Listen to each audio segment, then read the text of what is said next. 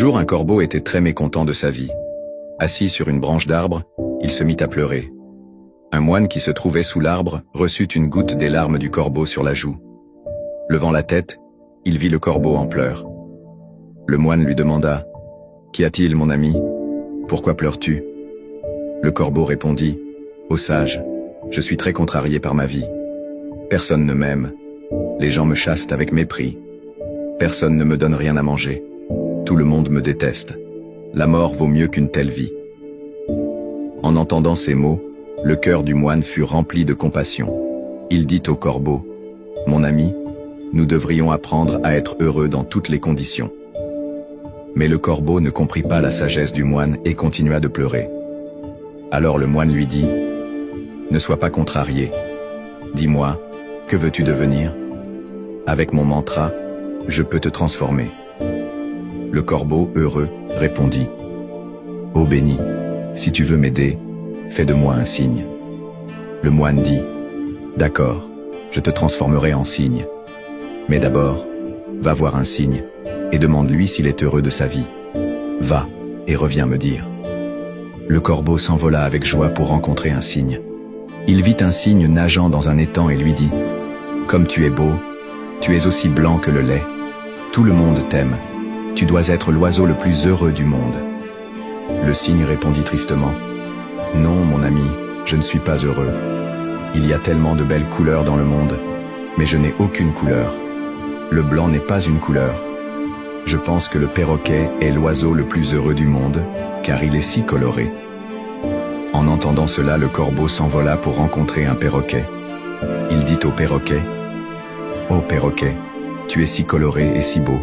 Tu dois être l'oiseau le plus heureux du monde. » Le perroquet répondit tristement « Non, mon ami, je ne suis pas heureux. Les gens gardent souvent les perroquets en cage. J'ai toujours peur qu'on m'attrape et qu'on m'enferme. Je pense que le paon est l'oiseau le plus heureux du monde. Il est encore plus coloré que moi. » En entendant cela, le corbeau s'envola à la recherche d'un paon. Après avoir cherché longtemps, il trouva finalement un paon dans une cage, au zoo. Il vit des centaines de personnes rassemblées pour l'admirer. Une fois les gens partis, le corbeau s'approcha du paon et lui dit « Cher paon, tu es si beau.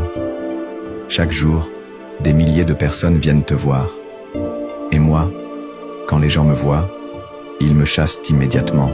Tu dois être l'oiseau le plus heureux de la planète. » Le paon répondit tristement « J'ai toujours pensé que j'étais le plus beau et le plus heureux des oiseaux.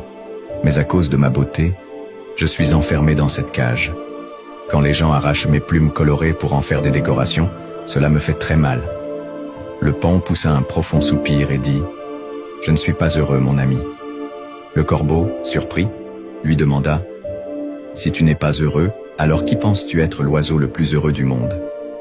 Le paon répondit « J'ai observé attentivement le zoo et j'ai réalisé que toi, le corbeau, est le seul oiseau qui n'est pas enfermé dans une cage. Personne n'essaie de t'attraper pour t'enfermer.